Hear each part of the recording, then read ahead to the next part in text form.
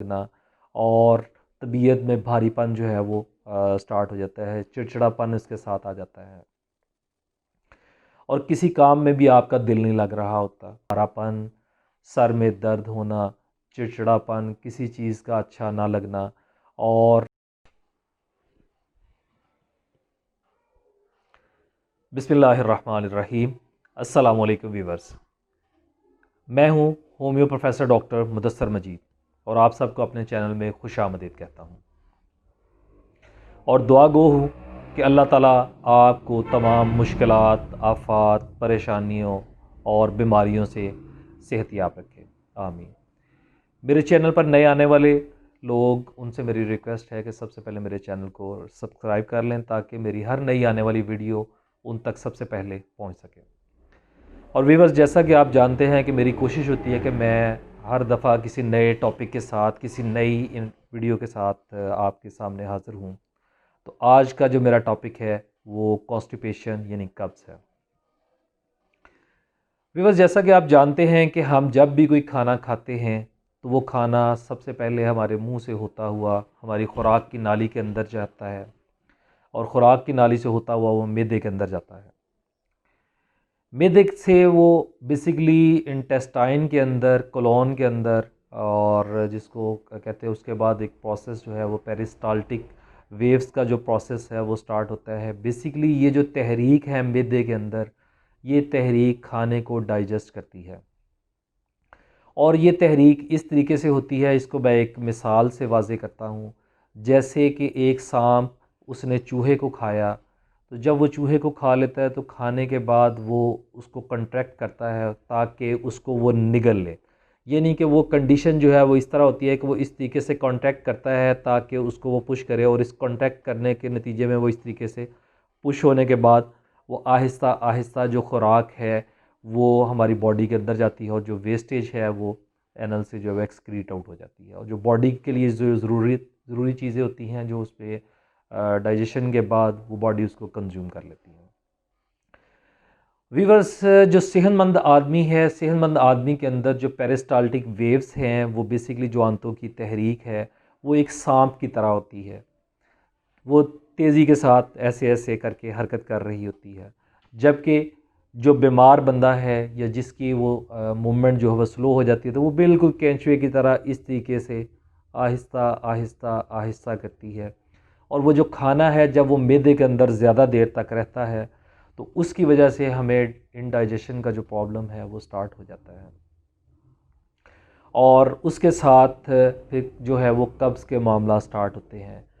कब्ज़ बेसिकली एक तो पखाना ना आना, स्टूल पास ना करना, ठीक है, इसको भी हम कब्ज़ कहते हैं। लेकिन अगर बार बार हाजत रह रही है, बार बार आपका दिल कर रहा है कि आप फील करते हैं कि मुझे वॉशरूम जाना चाहिए,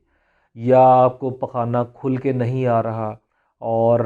पखाना करने के बावजूद भी हाजत बरकरार रहती है, तो हम इसको भी कब्ज़ कहते हैं। जब ये कब्ज़ होना शुरू हो जाती, कॉन्स्टिपेशन का प्रॉब्लम होना शुरू हो जाता है, तो उसके साथ वीवर्स आपके जिस्म के अंदर जब वो गैस जो है वो आहिस्ता आहिस्ता सर की तरफ जाना शुरू हो जाती है, जिसकी वजह से सर में दर्द होना शुरू हो जाता है, जो हेडेक के मामलात हैं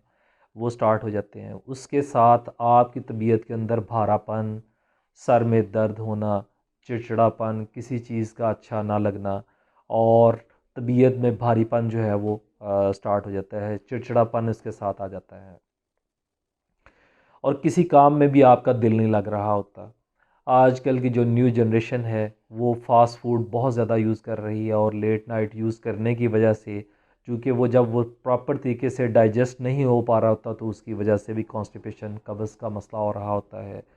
जो बुज़ुर्ग बीमार हैं, काफ़ी लंबे अरसे से बीमार हैं, चूँकि वो चल फिर नहीं रहे होते और उसकी वजह से जो है वो उनकी आंतों की तहरीक जो है वो सुस्त होना शुरू हो जाती है, उसकी वजह से भी वो कब्ज़ का मसला उनको स्टार्ट हो जाता है। जिस्म में अगर आयरन की कमी हो रही हो, कैल्शियम की डेफिशिएंसी हो, तो उसकी वजह से भी कब्ज़ का मसला आ जाता है। इसके अलावा वो फ़ीमेल, वो औरतें जो कि प्रेग्नेंट हों और ड्यूरिंग प्रेगनेंसी जो है उनको भी कॉन्स्टिपेशन होना शुरू हो जाती है। उसकी मेन रीज़न ये है कि वो जो आंतों की तहरीक है वो सुस्त हो जाती है और उस तहरीक के सुस्त होने की वजह से कब्ज़ जो है वो उनको स्टार्ट हो जाती है। तो उसमें बेसिकली वीवर्स हमें अपनी खुराक के अंदर जिन चीज़ों का ख़्याल रखना है उसमें ये है कि सबसे पहले हम पानी का इस्तेमाल मुनासिब करें।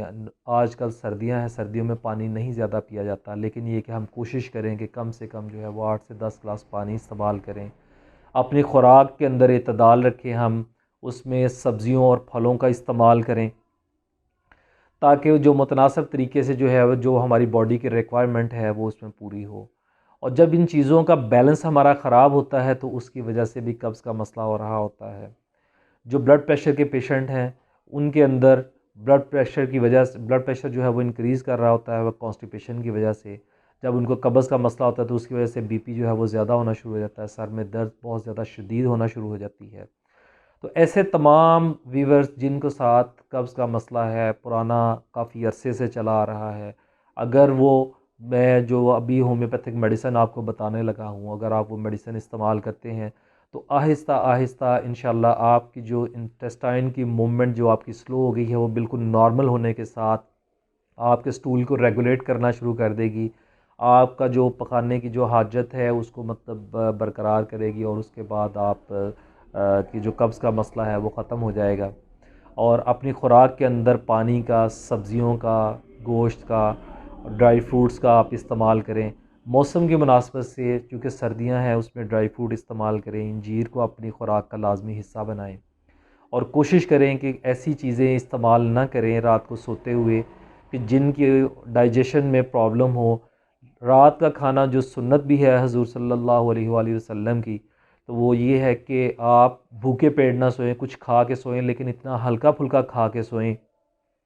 कि आपको भूख का एहसास ना हो और जो उसमें आपके इंटेस्टाइन जो आपका जिस्म है वो भी कमज़ोर ना हो और आपके जिस्म को जो ताकत मिलती रहे। जैसा कि नाज़रीन आप जानते हैं कि कब्ज़ को उम्मुल अमराज़ यानी 100 बीमारियों की जड़ भी कहा जाता है। तो उसकी मेन वजह ये है कि जब इसके साथ कब्ज़ आती है तो जिस्म की हीट इंक्रीज़ होना शुरू हो जाती है, गैस्ट्रिक ट्रबल होना शुरू हो जाता है, उसके साथ जिस्म में मुख्तलिफ़ जोड़ों में दर्दें स्टार्ट हो जाती हैं और तबीयत बोझल होना शुरू हो जाती है। तो उसमें जो होमियो मेडिसिन है उसमें जो फ़र्स्ट मेडिसिन है वो ओपीएम 200 के नाम से है। जब पखाना बहुत ज़्यादा सख्त हो गया हो, हार्ड हो और वो सूख गया हो, आंतों की तहरीक ठीक तरीके से ना हो, तो ओपीएम इस्तेमाल करने से उस तहरीक को जो है ये बेहतर कर देती है और पखाने को रेगुलेट करती है। जो कॉन्स्टिपेशन का मसला, जो कब्ज़ का मसला है उसको ख़त्म करती है। मैं अपने क्लिनिक में बड़े अरसे से यूज़ करवा रहा हूँ और अल्हम्दुलिल्लाह बड़े अच्छे रिज़ल्ट्स हैं। इसके अलावा सेकंड में जो मेडिसिन है एलोमिना के नाम से 200 पोटेंसी में ये भी आती है, ये भी बहुत अच्छा रिज़ल्ट देती है, स्पेशली जो क्रॉनिक पेशेंट, जो पुराने पेशेंट है कब्ज़ के, जिनको कब्ज़ का मसला रह रहा है और रेक्टम के अंदर जो है वो इतनी ताकत नहीं है कि पखाने को एक्सक्रीट जिस्म से बाहर निकाल सके, तो वहाँ पे ये मेडिसिन बड़ा आउटस्टैंडिंग काम करती है, बहुत अच्छा रिज़ल्ट प्रोवाइड करती है। स्पेशली वो पेशेंट्स जो कि ज़्यादा देर तक, लंबे अरसे तक जिनका बैठने का काम है, जैसे बैंक में काम करने वाले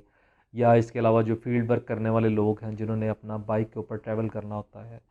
तो इस तरह के जो लोग हैं उनके साथ जो कॉन्स्टिपेशन का प्रॉब्लम होता है उसमें एलोमिना बहुत अच्छा रिस्पॉन्ड करती है। इसके अलावा वीवर्स एसाफोटिडा 3x के नाम से मेडिसिन होम्योपैथिक अवेलेबल है, जहाँ पर गैस, कब्ज़, बदहज़मी और पखाना जो है वो बिल्कुल जो है वो मतलब खुश्क हो जाए और वो सही तरीके से खारिज ना कर पा रहे हो, इवन के बदबूदार हो, जो कमोड के साथ चिपक जाए, तो उसमें एसाफोटिडा 3x जो है वो उसको इस्तेमाल करें। इस्तेमाल का तरीक़ाकार वीवर्स जैसा कि आप जानते हैं कि उसमें 10 कतरे सुबह, 10 कतरे दोपहर और 10 कतरे शाम एक घूंट पानी के अंदर मिला के तो आप इसको इस्तेमाल करें। इंशाल्लाह बहुत अच्छे रिज़ल्ट आपको प्रोवाइड करेगी। और लास्ट में नक्स वमिका, वो हज़रात जो कि अल्कोहलिक हैं, जो अल्कोहल का बहुत बेतहाशा इस्तेमाल करते हैं, स्पाइसी फ़ूड के शौकीन हैं, रात को जंक फ़ूड इस्तेमाल करना, पिज़्ज़ा, बर्गर, शवारमा और इस टाइप की जो स्पाइसी चीज़ें हैं वो इस्तेमाल करना, उनके लिए और फिर बार बार पखाने की हाजत का बरकरार रहना, बार बार वॉशरूम जाना, उनके लिए नक्स वमिका 200 जो है ये आउटस्टैंडिंग रिज़ल्ट प्रोवाइड करती है। बहुत अच्छे रिज़ल्ट्स इसके हैं और स्पेशली इन पेशेंट्स में अगर यूज़ करवाई जाए तो वीवर्स इंशाल्लाह नेक्स्ट वीडियो के अंदर मैं बच्चों के अंदर जो कॉन्स्टिपेशन है उसको, जो प्रेग्नेंट वुमेन के अंदर कॉन्स्टिपेशन रह रही है उसको इंशाल्लाह एड्रेस करने की कोशिश करूँगा। और इसके अलावा बहुत अच्छी होम्योपैथिक मेडिसिन है कब्ज़ के रिलेटेड, इंशाल्लाह मैं अपनी अपकमिंग वीडियो के अंदर उन चीज़ों को डिस्कस करूँगा। और आप सब लोगों से अब मैं